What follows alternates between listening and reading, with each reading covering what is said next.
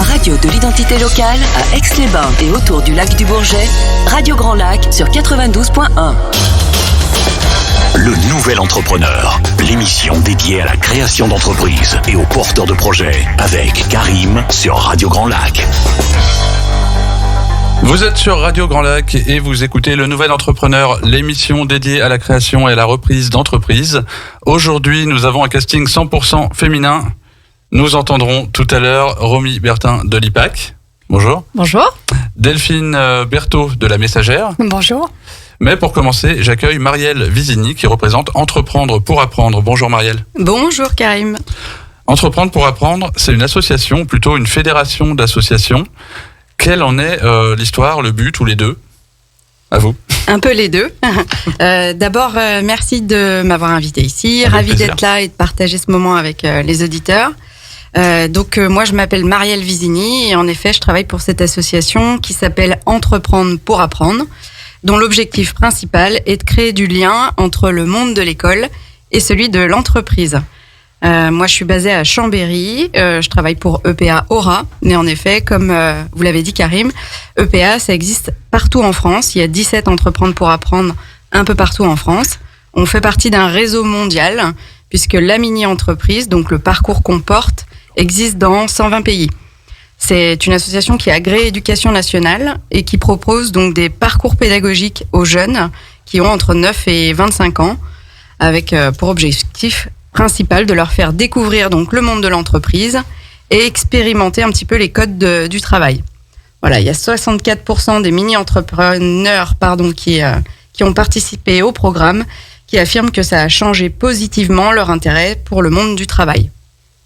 Entreprendre pour apprendre, concrètement, c'est 3 parcours pédagogiques, 3 outils qu'on met à disposition des encadrants. La mini-entreprise S, la mini-entreprise M et la mini-entreprise L. Comme les tailles de t-shirt, on a été très inspirés, c'est en fonction du temps qu'on y passe. La mini-entreprise S, c'est pour les jeunes de 9 à 25 ans. C'est une demi-journée, une journée pendant laquelle les jeunes vont répondre à un challenge proposé par une entreprise ou par une collectivité et imaginer en équipe des solutions. Donc là, l'objectif, c'est vraiment de s'appuyer sur de la créativité et des phases d'idéation.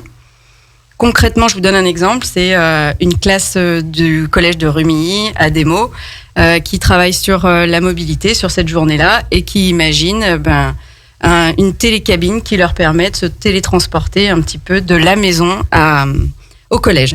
Voilà, ça c'est les parcours les plus courts sur une journée. Et puis après, les parcours longs, donc c'est ce qui fait vraiment l'ADN d'Entreprendre pour apprendre. Une mini-entreprise où les jeunes vont aller de la phase de l'idée jusqu'à la vente concrète d'un produit. La mini-entreprise M, elle se fait sur quelques semaines ou quelques mois. C'est surtout pour les publics qui pourraient être décrocheurs, qui seraient un petit peu en dehors des établissements scolaires, comme les écoles de la deuxième chance, les unités éducatives. Ces jeunes qui sont un petit peu sortis des rails et qui ont envie d'apprendre concrètement des choses pour pouvoir faciliter leur orientation et leur insertion professionnelle après.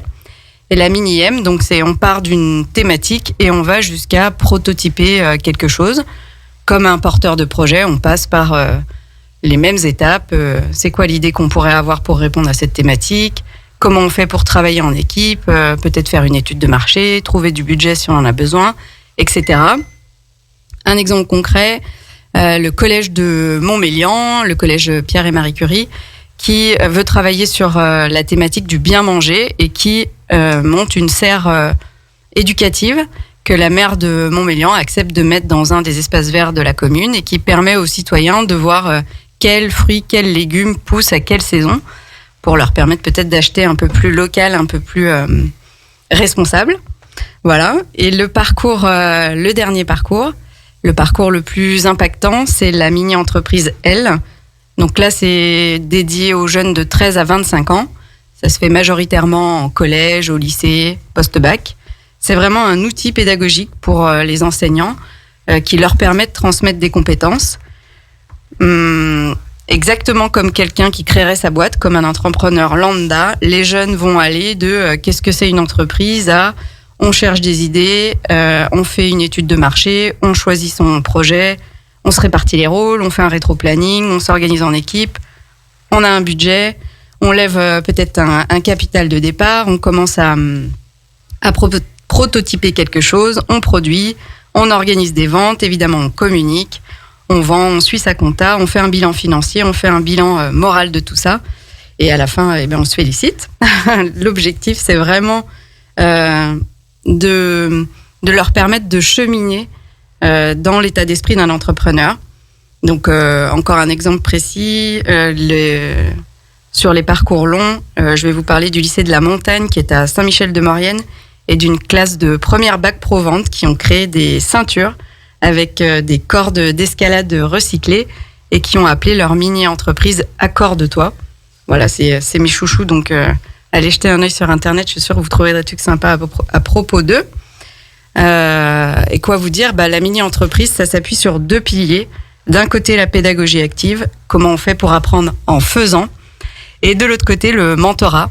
Comment on fait pour créer du lien concret avec l'entreprise ? On trouve des bénévoles qui ont envie de s'investir et qui vont aller intervenir en classe à peu près une fois par mois, en même temps que l'enseignant, pour partager leur vision du monde de l'entreprise. Alors voilà. Je voulais juste rebondir sur la mini-entreprise. Moi, je me souviens quand on s'est rencontrés pour un petit salon qui était à Barbera ou à Barbie, je ne sais même plus. Barbera. Il y avait justement des jeunes qui étaient là avec une mini-entreprise, c'est ça, c'était une box, je crois. C'est ça, ils avaient appelé ça la Healthy Box, et c'était des jeunes du lycée de la Cardinière à Chambéry. C'est un groupe de bac pro aussi, c'était les premières. Ils font ça dans le cadre du chef-d'œuvre, c'est un référentiel que l'éducation nationale met en place pour valoriser l'apprentissage concret. Et eux, ils ont collecté des produits alimentaires tout autour d'eux, Alpina, je crois qu'ils ont eu des sirops d'Olin aussi. Enfin, ils ont eu plusieurs partenaires comme ça qui leur ont offert des produits. Ils les ont empaquetés et mis dans des box surprises. Et ils ont fait un petit guide pour avoir quelques recettes et puis des gestes un peu plus éco-responsables quand on cuisine qu'ils ont mis dans cette box. Et c'est cette box qu'ils ont vendue et qu'ils ont appelée la Healthy Box. Donc moi, ça m'a permis de voir du coup à quoi ça ressemblait, ces projets menés par des étudiants, aidés par Entreprendre pour apprendre, et surtout le nom sur lequel je vous avais posé la question, parce que je le prenais à l'envers. Moi, je disais apprendre pour entreprendre, mais en fait non, c'était pas ça du tout. Mmh. Et c'est vrai que dans l'autre sens, ça a beaucoup plus d'impact, je trouve. On va dans l'entrepreneuriat, on le fait et on va découvrir étape par étape. Je veux dire, on va vraiment apprendre, mais en le faisant, pour le coup.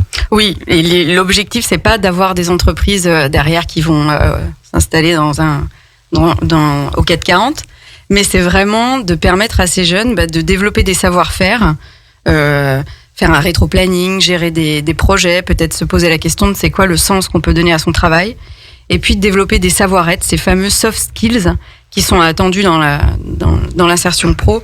Comment on fait pour être autonome, pour être à l'écoute, bienveillant avec les idées de ses collègues, être créatif. Voilà, l'objectif, c'est de favoriser leur orientation et l'insertion pro par ces programmes. Les soft skills, pour les personnes qui nous écoutent régulièrement, c'est le mot qui revient tout le temps, à chaque émission, à chaque intervenant, ou presque. J'ai pas copié, je savais pas. Non, mais c'est normal, c'est dans l'air du temps.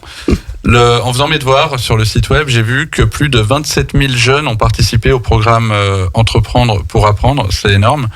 C'est sur le territoire. Est-ce qu'on sait à peu près ce que ça peut représenter en volume, ou le nombre d'établissements peut-être qui suivent ou... Alors là, comme ça, la question piège, j'ai pas compté le nombre de jeunes que j'ai, ça va dépendre des années. En fait, là, j'accompagne... On va faire une pause pour tous les appeler et vérifier. J'accompagne environ 25 projets chaque année. 25 projets où les jeunes sont en groupe classe en général, donc c'est de 15 à 30 jeunes par projet qui est mené sur l'année scolaire. Et puis après, on a aussi ces fameuses journées mini-entreprises S, où là, je peux avoir des plus grands nombres de participants. Cette année, on va mener quelque chose grâce à l'UIMM, l'EDF et l'agence Auvergne-Rhône-Alpes Orientation, où là, on va être peut-être 80 sur une journée pour parler de l'industrie du futur. Donc, beaucoup, ça va comme réponse ? Beaucoup, c'est une très bonne réponse. Et comment, là, il y a un jeune qui nous écoute et qui se dit, mais ça a l'air vachement bien ce truc-là, comment on fait pour pour participer, pour être intégré là-dedans? Alors en fait, souvent les demandes viennent pas des jeunes, même si évidemment tous les chemins mènent à Rome. C'est souvent les enseignants ou les encadrants, formateurs, éducateurs qui viennent vers nous pour mettre en place ce type de projet. Donc les jeunes qui nous écoutent, ils ont plus qu'à faire passer le message à ceux qui les encadrent. En général, c'est des projets qui sont mis en place par un chef d'établissement pour une équipe pédagogique pour transmettre des compétences et utiliser la mini-entreprise comme un outil pour aider dans la progression pédagogique concrète des jeunes. Au lieu de faire un cours de maths, de français, d'anglais, comment on fait pour que dans la mini-entreprise, le jeune, il fasse aussi bien des arts appliqués quand il doit dessiner le logo de son entreprise que de l'éco-gestion quand il doit financer le prototypage d'un produit. Et du coup, vous parliez des mentors. Les mentors, ce sont des entrepreneurs? C'est ça. Entrepreneurs, entrepreneuses, peu importe que vous soyez chef d'entreprise, collaborateur, secrétaire. La qualité qu'on demande, c'est de l'envie. Donc, il n'y a pas de compétences particulières pour être mentor. En effet, c'est des gens qui sont bénévoles et qui vont suivre les projets mini-entreprises. Donc, qui vont créer un lien concret avec les jeunes en allant une fois par mois, à peu près, en séance, en classe, avec les enseignants. L'idée, c'est pas de faire des grandes conférences sur des domaines d'expertise. C'est vraiment de participer au moment de la séance, où en sont les jeunes, comment vous pouvez les aider sur la conduite de projet. Peut-être qu'ils auront des questions pour savoir quelles études vous avez fait, c'est quoi votre parcours, est-ce que vous avez déjà été au chômage. Enfin, voilà, en fait, les jeunes, ils ont envie d'avoir des interlocuteurs privilégiés pour parler de leur futur métier. Et l'idée, c'est aussi de créer du lien sur un territoire. Comment on fait pour déjà avoir un réseau en sortant de l'école, papa, maman, la voisine et le mentor, pour peut-être trouver un stage, trouver un premier job. Donc en effet, tous ceux qui ont envie de s'investir auprès des jeunes, évidemment, je vous propose de devenir mentor bénévole. Sur le site d'entreprendre-pour-apprendre.fr, il y a un onglet mentor sur lequel vous pouvez vous inscrire. Et moi, je fais régulièrement des appels à l'aide sur LinkedIn. Et on m'a dit d'ailleurs qu'en ce moment, vous recherchez quelqu'un, je crois. Alors, je recherche toujours quelqu'un, en fait. Je balance, c'est... qui m'a parlé? C'est pas Joris, je crois, Joris Pérez, peut-être?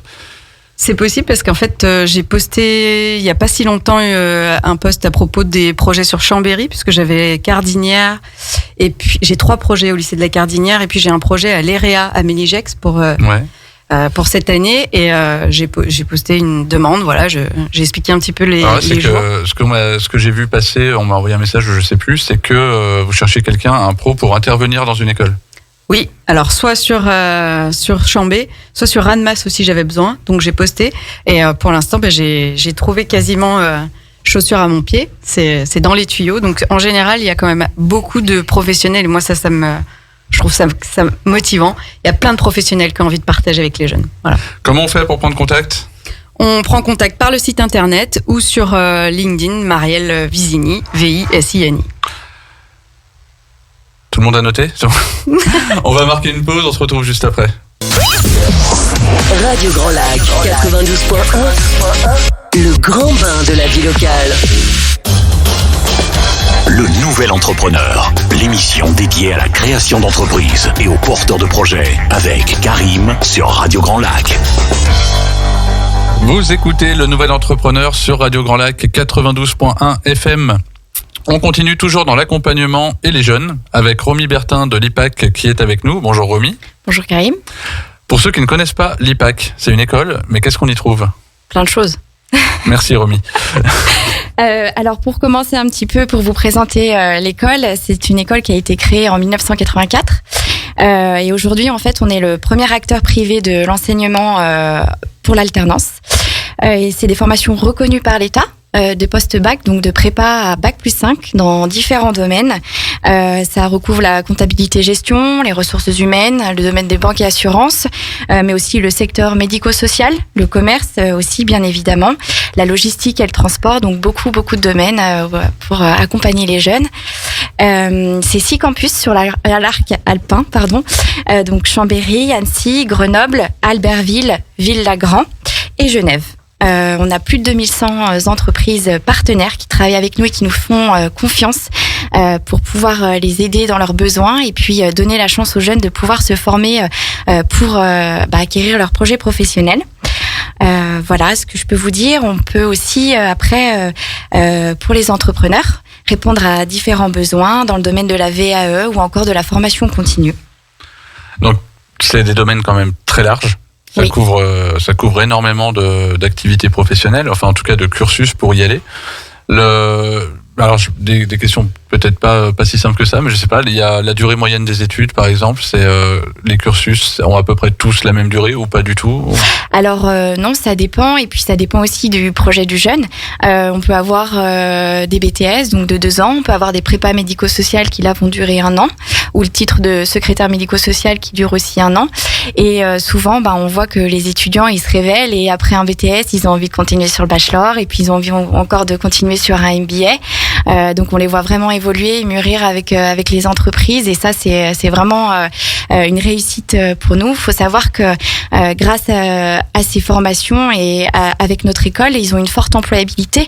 Après 6 mois, 80% ont trouvé du travail, et après 1 an, 100% ont trouvé du travail. Donc ça aussi, c'est une belle réussite pour nous. Voilà. Il faut aussi dire qu'on essaye de mettre le paquet pour les étudiants qui ont envie d'entreprendre, avec un MBA management de commerce entrepreneuriat, où là aussi on va mettre en place ce qu'on appelle le business game. Donc ça rapproche un peu ce que Marielle a dit tout à l'heure. En fait, on va les immerger dans un projet pour entreprendre, donc créer une entreprise en fait. Donc on va mélanger un logisticien avec un banquier, avec un gestionnaire de patrimoine, où ils vont vraiment essayer de comprendre toutes les problématiques qu'une entreprise peut rencontrer. C'est un challenge national, intercampus, où tous les campus finalement se rencontrent et sont en compétition. Donc les jeunes sont hyper motivés et complètement investis. Et il y a même du coup, ça va jusqu'au prototype de l'idée, et même des étudiants des fois qui se lancent dans la création de l'entreprise après la fin de leurs études. Le point avec l'entrepreneuriat, c'est surtout de mon point de vue, parce qu'après je suis pas un pro de l'enseignement, mais moi qui suis entrepreneur, les écoles, ça résonne toujours dans mon cas pour tout ce qui est apprentissage et stage. Oui, tout à fait. Alors je sais, on pourra me corriger au cas où, il y a les stages de moins de 2 mois consécutifs ou pas d'ailleurs dans l'année, c'est des stages qui ne sont pas rémunérés. En tout cas, c'est pas obligatoire de rémunérer, mais si on veut, on peut en dessous de 2 mois, gratifier. tout à fait. En tout cas, exactement, voilà. L'étudiant. Donc ça, après tout ce qui est au-dessus de 2 mois, c'est au cours d'une même année, c'est soumis du coup à une réglementation sur, je sais pas si c'est du salariat. C'est une gratification de stage, donc il n'y a pas de charge patronale finalement. C'est vraiment déduit de charge patronale et salariale. Donc c'est vrai que ça représente un coût moindre pour l'entreprise. D'accord. Donc le stage, c'est alors de ce que je connais, des durées de 6 mois.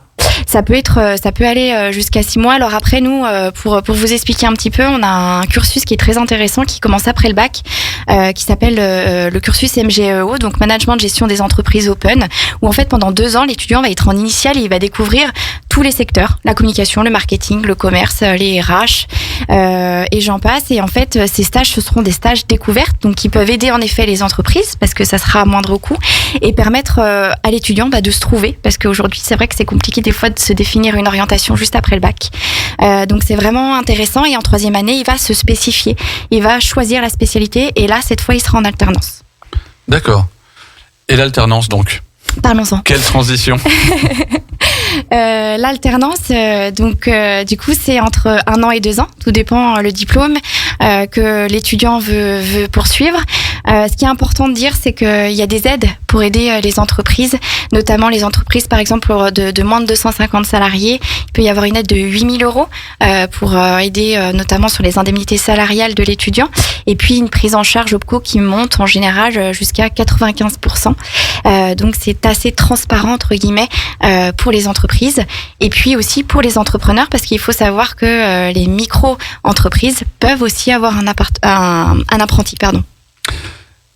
C'est sûr qu'il y a un réel apport pour l'entreprise. D'ailleurs, toutes les entreprises devraient avoir des apprentis ou au moins des stagiaires, parce que clairement, on se rend pas forcément compte. Alors, je vais donner quelques chiffres que je connais ou qui sont approximatifs. Mais par exemple, un stagiaire longue durée, il est en entreprise 6 mois à temps plein, donc il retourne pas à l'école pendant tout ce temps-là. Il est vraiment dans l'entreprise, il est intégré. Et il représente une gratification, donc pas un salaire, de environ 500, 600 euros, quelque chose comme ça par mois, soumis à aucune taxe sociale. C'est juste ça que l'entreprise doit régler pour un temps plein de 6 mois, qui est un réel apport dans une réelle main-d'œuvre supplémentaire dans l'entreprise. Pour l'apprentissage, c'est pas la même chose. Alors l'apprentissage coûte un peu plus cher, mais il y a l'aide de l'État qui est toujours active. Jusqu'au 31 décembre d'ailleurs. Si certaines entreprises ont encore des besoins, qu'elles n'hésitent pas à nous contacter.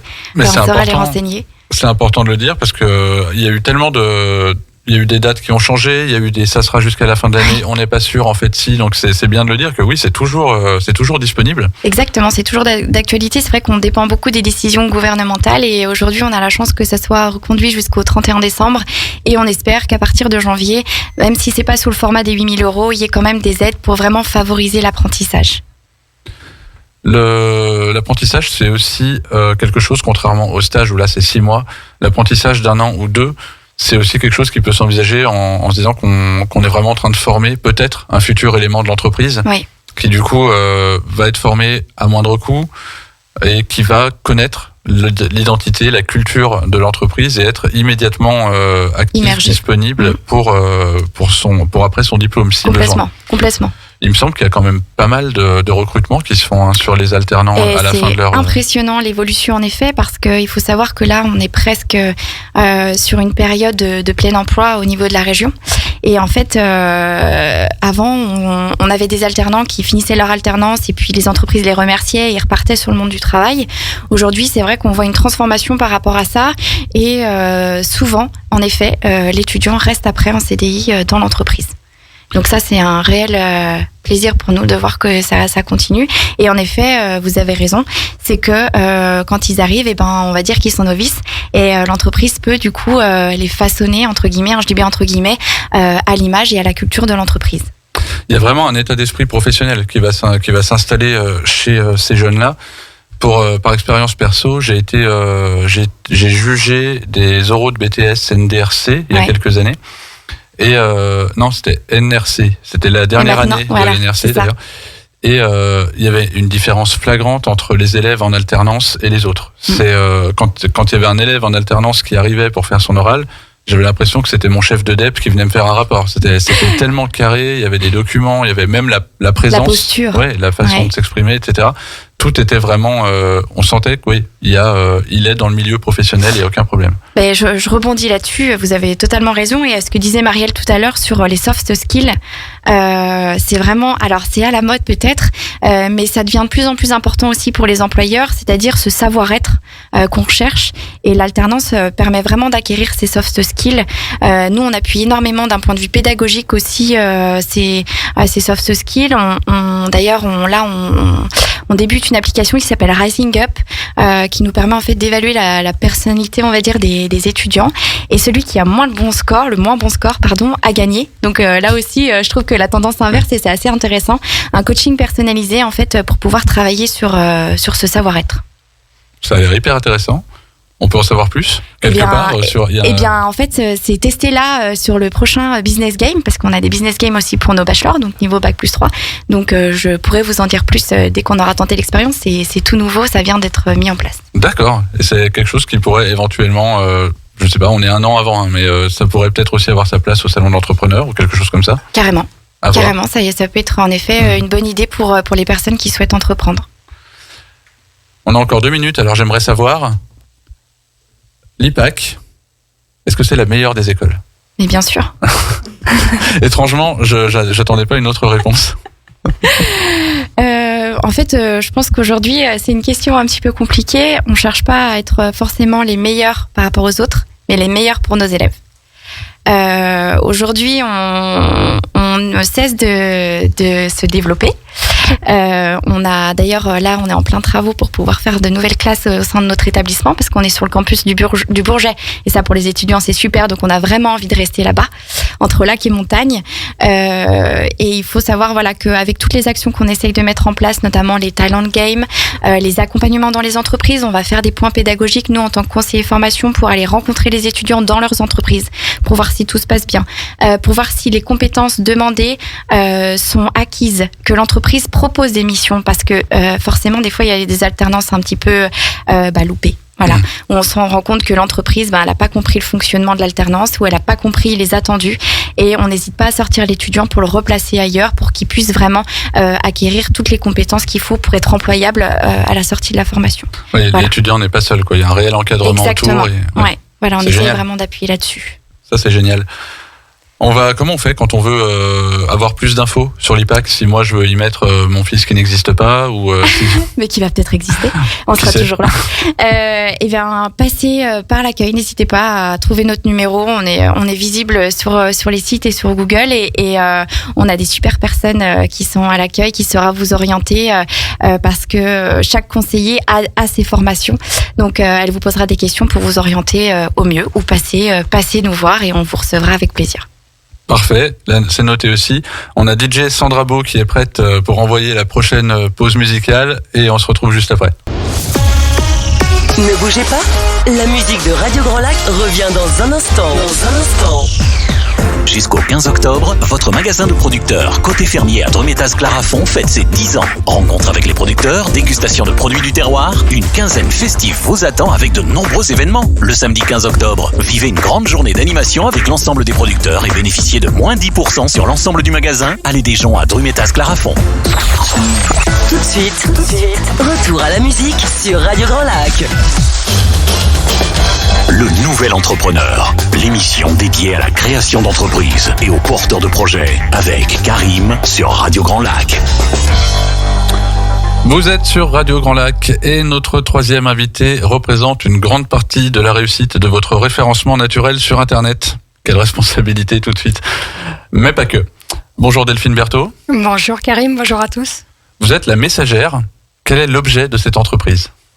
J'aide les entrepreneurs à transmettre leur message en écrivant les textes qu'ils publient sur leur site internet, sur leurs réseaux sociaux, sur leurs brochures ou autres supports de communication. Donc mon métier, c'est la rédaction, particulièrement la rédaction web. Donc on est dans le domaine de la communication digitale et je m'occupe spécifiquement de la communication à l'écrit. Donc si moi j'ai une entreprise et j'ai besoin d'un site web, on va pas revenir là-dessus, c'est obligatoire, faites tous des sites internet s'il vous plaît. Donc j'ai un site web et du coup dessus il faut mettre plein de choses pour expliquer ce que je fais. Alors faut peut-être pas y mettre n'importe comment et surtout faut pas faire ces textes n'importe comment. Déjà, je rappelle juste le ratio image-texte, ne mettez pas des images partout. Google n'aime pas ça. On met du texte et des images et plus de texte un petit peu plus. Et du coup en texte, qu'est-ce qu'on fait ? Pourquoi on aurait besoin, du coup, de quelqu'un spécialisé pour écrire les textes de notre site ? Alors, avoir quelqu'un de spécialisé, c'est quelqu'un qui va d'abord jeter un regard extérieur sur ce que vous faites et ce que vous êtes, qui va vous aider à définir vos valeurs, si vous ne les connaissez pas encore, ça j'aime beaucoup faire ça, qui va extraire la synthèse de votre activité. Quand on commence, on est souvent un petit peu perdu, on a beaucoup de choses à dire, on a envie de transmettre beaucoup de choses, on pense à beaucoup d'axes de travail. Avoir un regard extérieur permet de faire le tri et d'extraire l'essentiel. Faire appel à un professionnel de la rédaction, c'est aussi faire appel à un professionnel du référencement naturel. Comme vous dites, Karim, quelqu'un qui va aider votre visibilité sur Google. Donc, il y a un certain nombre de techniques à appliquer qui font partie de l'expertise du rédacteur. Dans ce message que vous allez transmettre dans ces textes, le rédacteur va être aussi là pour extraire ce qui vous rend unique et ce qui vous rend différent de la concurrence. Alors moi, j'avais noté par exemple la stratégie de contenu. Oui, vous n'allez pas, comme vous dites Karim, on fait attention au ratio image-texte et vous n'allez pas publier ce qui vous passe par la tête, mais il y a besoin d'une véritable stratégie de contenu, une véritable stratégie éditoriale que le rédacteur va vous aider à construire. Donc vous. Voilà. Alors il y a pas que, on pourra revenir dessus, mais il n'y a pas que de la rédaction web parmi vos activités. J'ai vu qu'il y avait aussi de la correction. Oui, j'assure aussi des corrections pour différents documents. Par exemple, en ce moment, je vais travailler au bulletin municipal d'une commune. Je vais assurer la relecture correction avant l'envoi chez l'imprimeur. D'accord. Et ça peut être aussi, par exemple, pour quelqu'un qui écrit son mémoire, ou ça, c'est des choses qui fonctionnent également ? Je n'ai pas l'expérience de travailler avec des étudiants. Je travaille plutôt avec des entreprises ou des institutions. D'accord, ok. Donc plus brochure, catalogue, oui, d'accord, exactement. Okay. Institution, si vous nous entendez. Il y a aussi un volet traductrice. Oui, je traduis de l'anglais vers le français, puisque j'étais professeur d'anglais dans une vie précédente. Donc je continue. Yes, you were. Je continue à travailler en anglais. J'ai d'ailleurs pas mal de clients qui sont dans différents pays du monde et qui ont besoin de contenu pour le marché français. Je travaille par exemple avec une entreprise autrichienne qui développe beaucoup d'articles de blog pour se faire connaître en France. Est-ce que ça marche aussi dans l'autre sens, des Français qui veulent se développer à l'étranger ? Oui, aussi. Par exemple, quand une entreprise a un site internet en français, je l'aide à s'adresser au marché international ou au marché de tel ou tel pays selon son public cible. Alors, est-ce que on sait que le site web, ça a quand même un petit peu explosé depuis les confinements. Là, il y a eu une espèce de prise de conscience sur l'importance de la présence virtuelle. Est-ce que vous, du coup, vous avez ressenti des tendances particulières, il y a des types d'activités qui ressortent plus que d'autres, peut-être ? Ce qu'on ressent, c'est qu'on ne peut plus passer à côté d'avoir un site web. S'il y a 5-6 ans, on faisait encore 100. Aujourd'hui, c'est vraiment avoir une présence digitale est vraiment indispensable, comme vous le disiez tout à l'heure. J'ai eu par exemple hier l'appel d'une dentiste qui n'a pas de site web. Elle dit, ça fait 10 ans que mon cabinet est ouvert, je n'ai pas de site web et là je me rends compte que je ne peux plus passer à côté. Donc allons-y, est-ce que vous pouvez vous occuper de ma stratégie pendant qu'un webmaster va s'occuper de la création du site. Donc voilà, c'est devenu absolument incontournable aujourd'hui. Je salue au passage Marine Montagard. Puisqu'on a prononcé le mot webmaster tout de suite. Oui, je travaille avec elle. Bonjour Marine. Et j'ai noté, en faisant mes devoirs toujours, parce que je suis un élève studieux, même si je ne suis pas à l'IPAC. J'ai arrêté l'école il y a longtemps, mais j'ai noté 4 valeurs importantes chez la messagère. L'engagement, la positivité, l'efficacité et la transparence. Alors je vais faire un petit peu comme à l'école, puisqu'on est un peu dans le cadre d'aujourd'hui. Madame Berthaud, l'engagement, expliquez-nous. Alors l'engagement, ça veut dire que je ne me vois pas comme une simple prestataire de mes clients, mais comme une partenaire. Donc je vais les voir, je vais sur place, je les rencontre en présentiel et je m'intéresse vraiment à tout ce qu'ils font au sens large et j'aime beaucoup les suivre et voilà, je me sens vraiment partenaire de leur travail.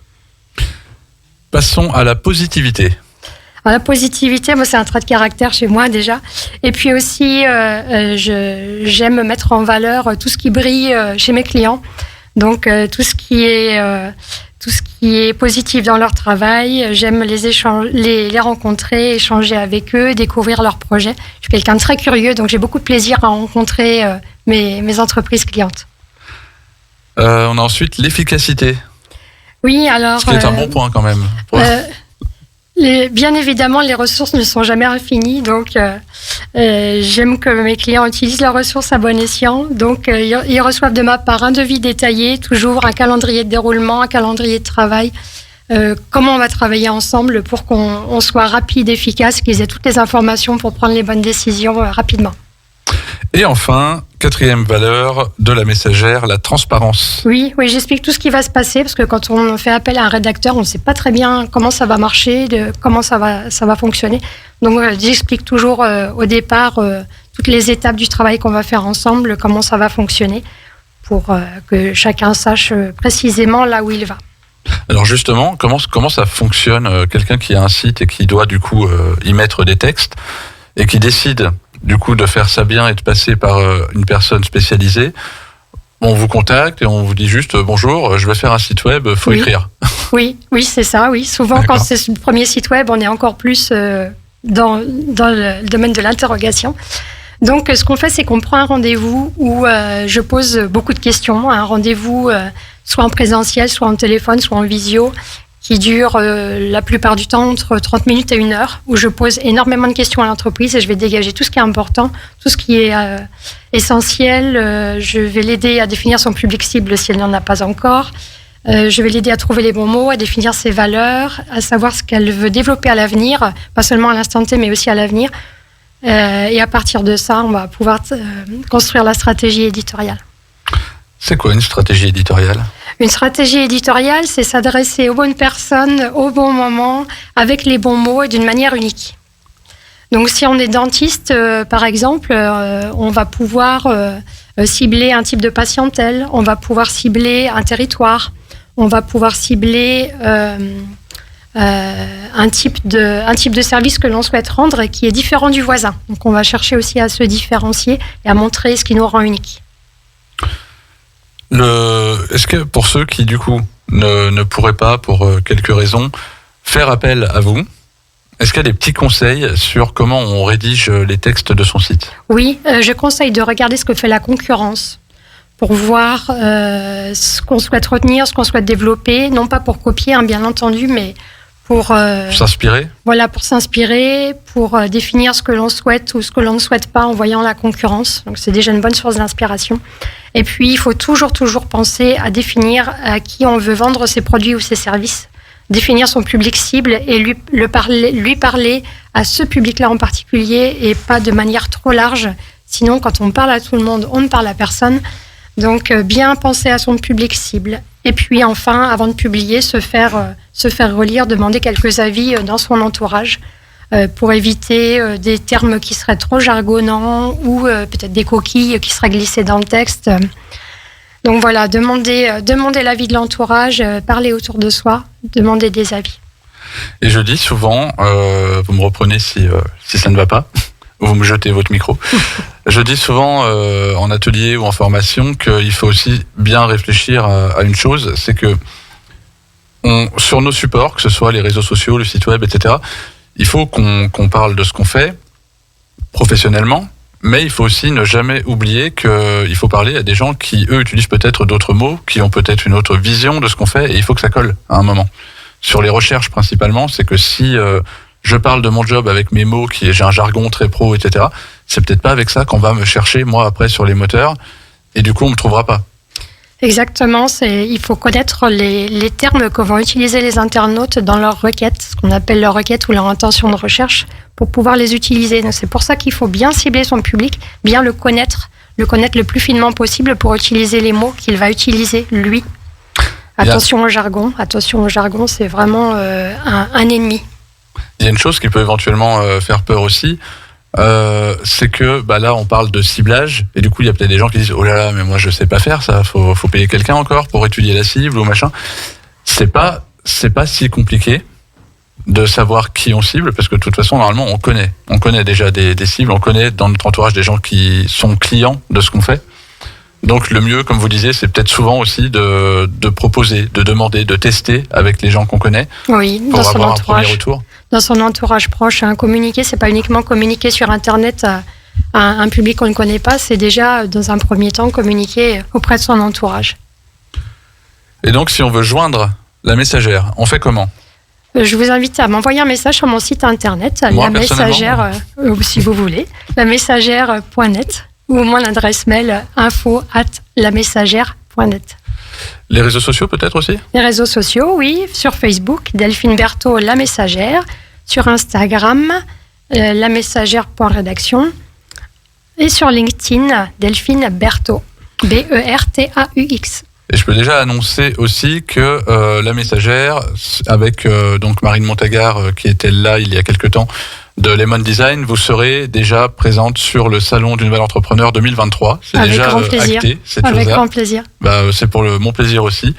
Et on va marquer la dernière pause. On revient ensuite avec un témoignage d'étudiants. Vous êtes sur TF1 et c'est une émission témoignage maintenant. À Aix-les-Bains, à Chambéry et bien plus encore, Radio Grand Lac vous accompagne sur le 92.1 FM.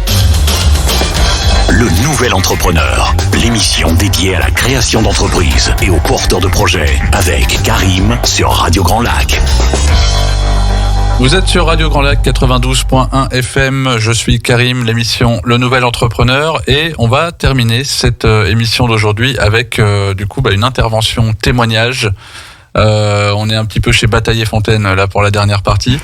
Lucille, bonjour. Bonjour Karim. Comment ça va ? Ça va, contente d'être ici, contente de pouvoir partager les expériences que j'ai pu avoir, notamment à l'IPAC et puis ce que j'ai pu faire dans l'avenir. J'ai pas eu le temps de le dire, mais en fait, ah oui, pardon. Tu es passé par l'IPAC, vous êtes passé par l'IPAC, pardon, et donc c'est tout frais, c'était il y a 1 an et demi, la sortie des études. Ça, exactement. Donc du coup, ça va rajouter un petit peu de lumière sur ce que nous disait Romy tout à l'heure. L'IPAC, c'est toi, en tant qu'étudiante, comment tu as vécu toute cette période-là ? Je l'ai très bien vécu. L'IPAC, ouais. Je vous ai dit, on est géniaux. Non, mais voilà. Non, mais ça a été une très bonne expérience. C'est très formateur. J'ai gagné en aisance au niveau de l'oral. J'ai appris énormément de choses, comment monter une société. Ça m'a permis de définir ce que j'avais envie de faire. Ça permet de définir ce qu'on a envie de faire, mais aussi ce qu'on n'a pas envie de faire. Quelle voie on veut pas prendre, en fait. Et grâce à ça, aujourd'hui, j'ai pu savoir ce que j'avais envie, voilà, et me construire. Donc, pour vous, c'était un cursus en alternance ? C'était un cursus en alternance. Ouais. L'alternance, c'est vraiment formateur. C'est bien d'avoir la théorie, mais c'est bien aussi du coup d'y mettre en pratique, parce que quand on n'a que la théorie, on ne sait pas forcément après comment on va pouvoir mettre ça au profit des autres. Et là, en fait, le fait de pouvoir l'appliquer à une société, dans une entreprise, ça permet en fait vraiment de voir et d'avoir du concret en fait. On est dans le monde professionnel. Ouais. On a certainement une autre vision des études, du coup. Exactement. Ouais, c'est pas du tout, c'est totalement différent. On n'a pas le même regard. Et on s'ennuie pas, du coup, quand on retourne en cours ? Non, alors en tout cas mon année, nous on avait une classe qui était plutôt très solidaire. On était dans l'entraide, dans la convivialité, dans la bienveillance, et en fait quand on revenait, c'était vraiment déjà pour partager nos expériences professionnelles dans notre vie de tous les jours. Voilà, comment s'est passée ta semaine au travail, qu'est-ce que t'as fait. Et non, vraiment, c'est toujours en fait dans la recherche de aller plus loin en fait. Qu'est-ce qu'on va apprendre cette semaine qui va nous permettre en fait de pouvoir le mettre en place dans notre entreprise et du coup d'avancer avec elle. Et voilà. Donc non, c'est très formateur. C'est excellent, un très bon discours en tout cas. Merci. C'est un très beau témoignage. Je pense que là, je vais être recruté sur TF1, c'est bon. Et du coup, tout ça, ça a mené justement à une création d'entreprise. Ouais, pour ma part, ça a amené à une création d'entreprise. Alors, c'est pas toujours le cas. Il y en a qui vont vouloir rester dans des sociétés, mais pour ma part, moi, j'ai décidé de monter ma société. Eh bien, c'est le moment d'en faire la pub. Eh ben voilà, donc ma société s'appellera Hamlet Création. Je vais faire des objets de décoration d'intérieur. Donc je vais tout faire moi-même. Ça sera des décorations murales, des décorations à poser sur votre canapé. Mon but, c'est vraiment de vivre de ma passion, d'être indépendante, de pouvoir faire ce que j'ai envie et de me lever le matin en me disant je me lève et j'ai envie d'aller travailler. Mais alors du coup, quand on a étudié et qu'on était en alternance, que ça s'est super bien passé grâce à l'IPAC, qui est génial, on a compris. Exactement. Et que du coup, on décide de monter sa boîte. Est-ce que on répète les bons réflexes, on fait un business plan avant de monter sa boîte? Ouais, on fait une étude de marché, on fait un business plan. On sert justement de l'expérience du business game, comme on a pu en parler. Voilà, le business game, c'est vraiment mettre en pratique la théorie. Donc on peut même aller jusqu'à créer un prototype pendant un business game. Donc on fait vraiment tout de A à Z, on monte son équipe, on apprend à se connaître, on apprend aussi à partager nos connaissances, parce que pas tout le monde a les mêmes connaissances, on n'a pas tous les mêmes profils. Donc le but, c'est vraiment d'échanger pour pouvoir tirer le meilleur de nous-mêmes.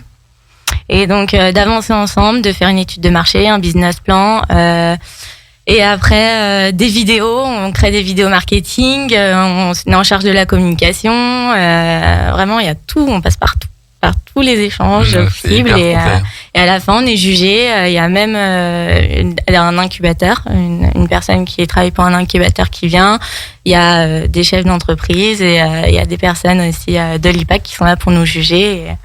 Et voilà, donc c'est formateur parce qu'au final, on a l'impression d'être dans le monde réel, même si au final, on est toujours à l'IPAC. Mais c'est vraiment ce qui nous permet de mettre un pied dans le monde du travail et dans la réalité. Alors, je précise que cette émission n'est pas sponsorisée par l'IPAC, mais j'enverrai quand même une petite facture, histoire de... Et n'hésitez pas, si je prends les propositions publicitaires, aucun problème. Romy, vous voulez ajouter quelque chose ? Oui, j'aimerais bien ajouter quelque chose en effet. Lucille, en fait, tout à l'heure, on parlait un petit peu de l'émission qui allait nous attendre et elle a dit quelque chose qui m'a marqué et que j'ai trouvé très pertinent et qui résumerait un petit peu aujourd'hui le sujet de cette émission. C'est qu'en fait, on cherche pas un métier dans la formation. Elle m'a dit, je cherche des compétences. Et je crois aujourd'hui que dans le monde dans lequel on évolue finalement, peut-être en effet, on est mené à faire différents métiers dans notre vie et plus qu'un. Et bien, l'important c'est avant tout de chercher des compétences. Voilà. Et c'est ce qui s'est passé pour Lucille. Et je suis très heureuse aujourd'hui qu'elle puisse se lancer dans ce qui lui plaît. C'est tout à fait vrai. Je vous rejoins bien là-dessus. Et surtout sur ce que Lucille a dit tout à l'heure, qui me semble, bien sûr que non, mais qui me semble tellement logique, c'est que on apprend aussi, on apprend à aimer des choses, on apprend à savoir ce qu'on aime, mais on apprend surtout à savoir ce qu'on veut pas faire. C'est vrai. Et ça, c'est hyper important. Complètement. Je trouve que c'est même aussi important que de se diriger vers des choses qui nous plaisent déjà, où on sait qu'on a peut-être des affinités ou des facilités. Mais savoir ce qu'on n'aime pas, c'est un peu moins évident. C'est pas la chose qu'on se dit en premier. On se dit toujours qu'est-ce que je veux faire. On se dit pas qu'est-ce que je veux pas faire. Donc c'est vrai que ce retournement-là, je l'ai trouvé hyper intéressant. Pour l'IPAC, on a eu les coordonnées grâce à Romy. L'IPAC, vous trouvez mes coordonnées aussi et contactez-moi pour les pubs et tout ça. Lucille, est-ce qu'on peut déjà voir des choses ou pas encore pour votre entreprise ? À vrai dire, on va dire que là, c'est un petit peu ma première communication aujourd'hui. Okay. Donc, on peut retrouver déjà ma page Facebook et mon compte Instagram. Par contre, pour l'instant, c'est tout en construction. Donc, après, il va y avoir le site internet, tout ça. Et le nom, c'était, on va le redire. Hamlet Création. Hamlet Création. Je vais vous faire mon petit speech de fin. Il reste 1 minute 10. C'est parfait. On va essayer d'être dans les temps. Donc, je voulais déjà remercier tout le monde de nous suivre à chaque émission et pour celle-ci en plus, puisque c'est maintenant. Merci aux invités d'avoir participé. Donc, je reprends Lucille, Hamlet Création, sur Facebook et bientôt partout et dans les bacs. Romy Bertin pour l'IPAC. IPAC. Si je dis encore plus, peut-être que le chèque grossira. Peut-être. On sait jamais. Delphine Berthaud. On n'a pas fait exprès d'ailleurs, hein. Bertin Berthaud, c'est Delphine Berthaud pour La Messagère en rédaction web. Merci. Et Marielle Visini. Visini, c'est ça. Oui, j'ai eu peur. Je me suis dit, est-ce qu'il y avait un A là-dedans ou pas ? Non. Marielle Visini pour Entreprendre pour apprendre. On se retrouve le 28 octobre à 11h pour une nouvelle émission. Nous recevrons Sébastien Baboulaz du dispositif Cité Lab Grand Lac. Alors lui, normalement, tout le monde le connaît en France. C'est vrai. Il a été mentor mini-entreprise pour le Collège La Martinique. Non mais Sébastien, il a été tout pour tout le monde. Je crois que voilà, il n'y a pas une personne qui ne connaît pas Sébastien au moins son nom. On aura Isabelle Pierce, qui est l'organisatrice du salon Côté Parents et cofondatrice de l'application Autour des parents. Et Joris Pérez de GI Photographe. C'est dans le nom, il est photographe. On pourra venir ? Vous pouvez assister à l'émission. Ensuite, le petit programme du jour. Juste après l'émission, on aura les infos de Maxime, suivi de Vue Autrement, avec Jérôme qui reçoit l'Elolus Artiste. Et ensuite, ce sera l'émission C'est une autre histoire avec Julien. Et là, on parlera de Simone Veil. Pour nous, je vous l'ai dit, ça sera le 28 octobre. Et d'ici là, restez motivés et inspirés.